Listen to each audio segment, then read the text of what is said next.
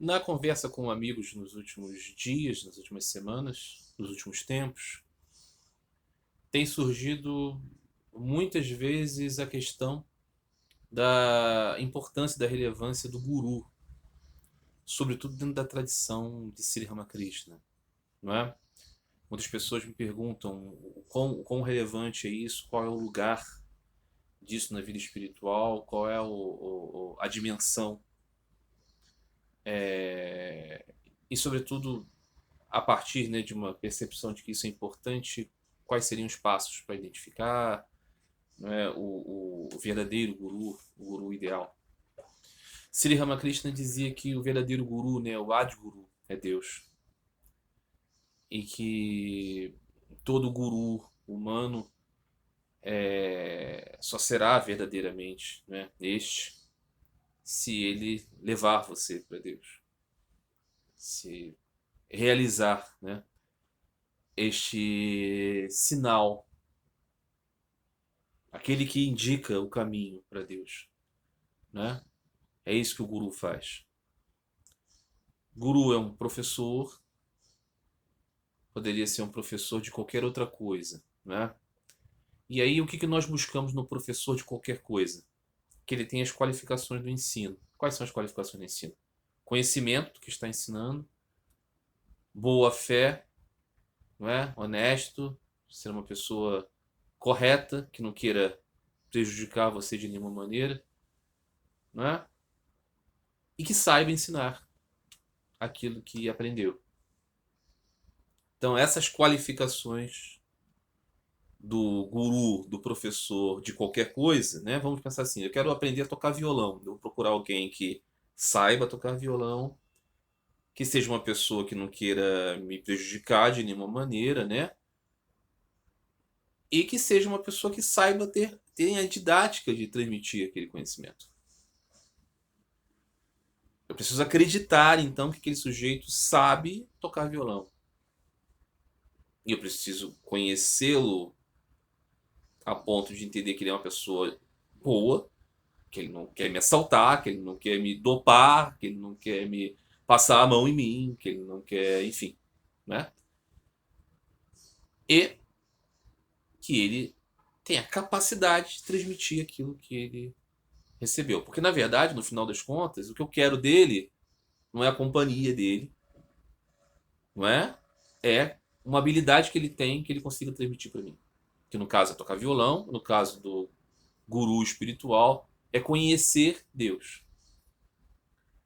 Sobretudo aqui na tradição de Sri Ramakrishna, isso é importante. Então, Sri Ramakrishna mesmo teve alguns professores, né? Todos eles ensinaram coisas que Sri Ramakrishna identificava como ferramentas para você compreender aspectos variados de Deus. Teve um professor de não dualidade, teve um professor de tantrismo, teve um professor sufi, teve instrutores sobre a tradição cristã, professores Vaishnavas, enfim. Por toda a sua infância ele aprendeu o conhecimento dos sadhus. Teve muitos professores. Todos eles o ajudaram a compreender aquilo que se tornou o mote fundamental de sua pregação, que é a abrangência de caminhos pelo divino.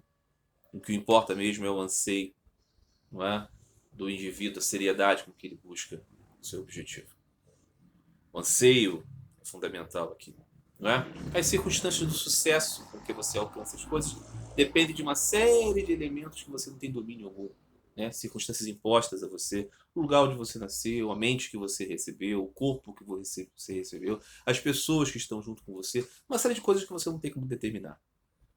Mas se você tem esse desejo, né, Sri Ramakrishna, aquele anseio combinado, né, da mãe pelo seu filho recém-nascido, da esposa casta pelo seu marido e do avarento pelo dinheiro, se você busca isso focando em Deus, você consegue sucesso. Então, para isso é necessário a parte técnica de um professor que te ensine como refinar as pequenas coisas, pouquíssimas coisas que você pode escolher. Então, existem gurus variados, professores variados dentro do caminho espiritual também.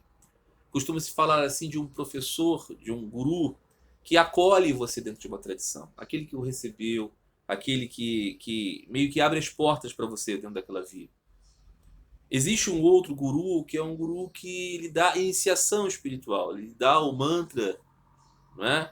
Ele lhe dá uma semente de força espiritual, de confiança, de poder, para que você ative as suas potencialidades em relação a essa busca, né? E existe aquele outro que lhe dá ensinamento prático, concreto na vida, como você se aconselha. Muitas vezes esse guru não é o mesmo ser humano. Às vezes você tem três desses, um que te apresentou uma tradição, um que te deu iniciação, outro que vai te dar orientação. Pode ser que seja sempre o mesmo, mas muitas vezes você tem esses estados, esses estágios, esses professores distintos para funções distintas.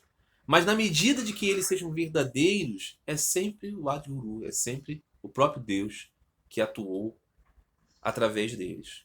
E é por isso que se costuma dizer que o guru é Deus. Nesse sentido, aquele professor verdadeiro encarna as qualidades divinas para levar você a Deus. Então, existe uma anedota, né, com um ensinamento, né,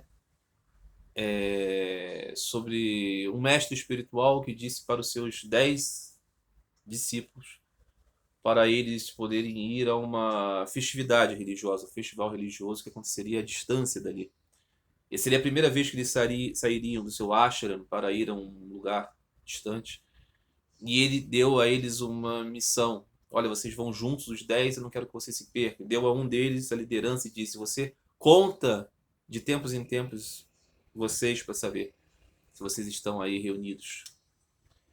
E eles saem, então, em busca daquela peregrinação, e em um dado momento eles atravessam um rio, caudaloso rio, para ir para uma outra margem. Quando eles atravessam o rio, todos juntos chegam à outra margem e param, então, para fazer aquela primeira contagem.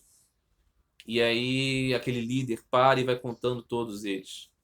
E ele conta os seus amigos e conta 9 amigos. E aí ele, tolamente, pensa que há um problema ali, fala: meu Deus, só tem 9. Perdemos um. E aí eles começam a discutir sobre aquilo, e um outro fala: não, peraí, deixa eu contar, vai para lá. Ele conta, tolamente também, ele conta 9, e vai um terceiro, um quarto, e a mesma contagem, se desesperam e começam a procurar, entram no rio para saber se afogou, vão nas bordas para saber se está em outro lugar, e eles sentam no chão, em pranto, chorando: perdemos um de nossos irmãos, não conseguimos cumprir a palavra de nosso guru.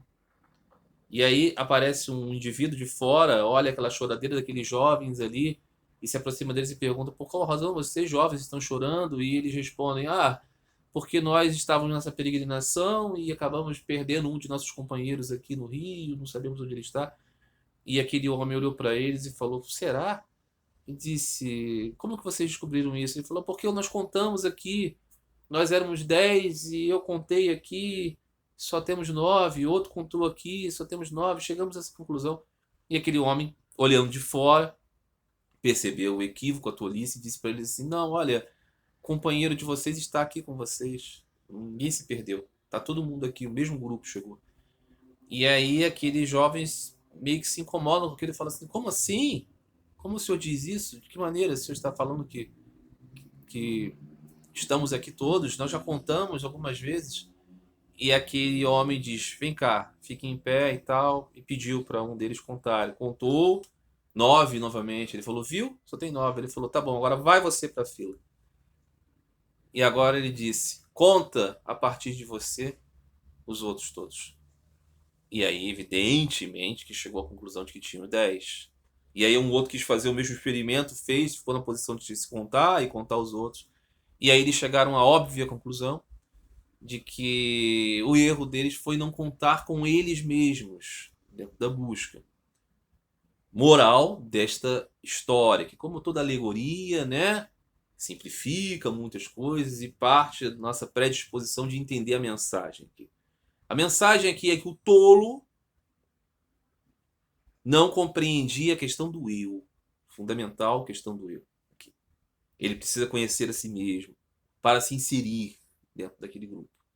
O segundo ponto é de que saindo da proteção do seu ashram, indo ao mundo, eles se confundiam com as circunstâncias do mundo e com a sua própria inexperiência, se viam perdidos em coisas simples. E terceira conclusão é que alguém de fora, com uma visão de fora, pôde orientá-los e fazê-los entender por eles mesmos o entendimento do correto. Então, aquele primeiro guru tinha uma função, o segundo guru teve uma outra função.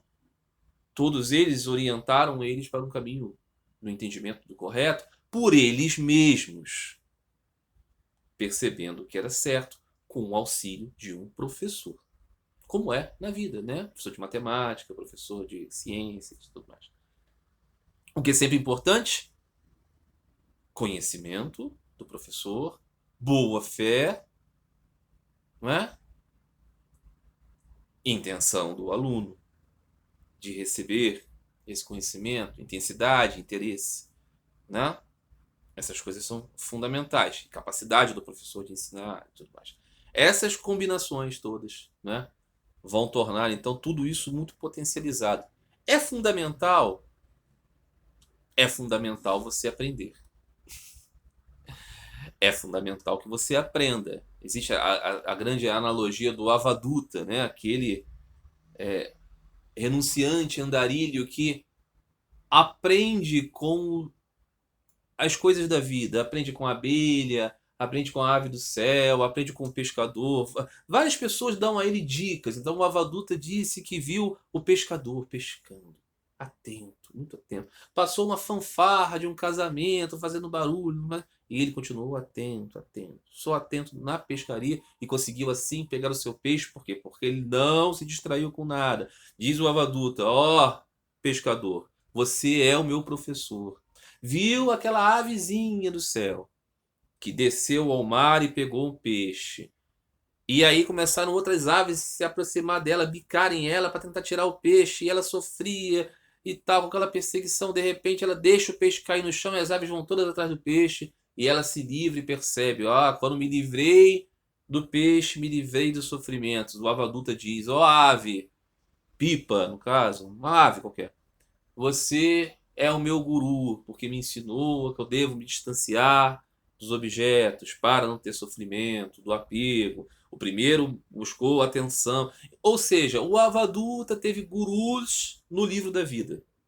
Claro que você pode também aprender assim. Não ter um professor formal, alguém que te dê iniciação, te acolha numa tradição e te ensine. Pode ser que você aprenda com a vida, mas isso vai exigir de você qualificações mentais, de injunções kármicas que nem todo mundo tem. Muito pelo contrário, a esmagadora maioria de nós precisa de alguém para orientar, como num banco escolar. Não é? Alguém pode aprender a ser autodidata? Pode, pode. Muitas vezes tem alguns problemas com essa coisa do autodidata, né? Porque você precisa dessas correções e tudo mais. Então, essa é a importância de um professor na tradição espiritual. Na tradição de Sri Ramakrishna, nós temos Sri Ramakrishna como um grande professor dessa escola, não é? E a ênfase, né, que se dá na tradição de Sri Ramakrishna ao ensino, à ministração, à orientação, é grande por causa disso. Sri Sarada Devi se tornou uma grande orientadora de toda a tradição de Sri Ramakrishna, depois que Thakur deixou o seu corpo. Ela passou a ser, né, aquela que transmitia tudo aquilo que ela, né, foi despertada pela companhia com Sri Ramakrishna, que a qualificou para se tornar essa grande mestra, essa grande professora. Swami Vivekananda foi um grande professor do Vedanta para todo o mundo ocidental, sobretudo, né? Então, é isso, é muito importante, sim. Essas coisas, né? As funções diferentes, né? Acolhimento, iniciação, ensino, são características do Guru de todos, Deus.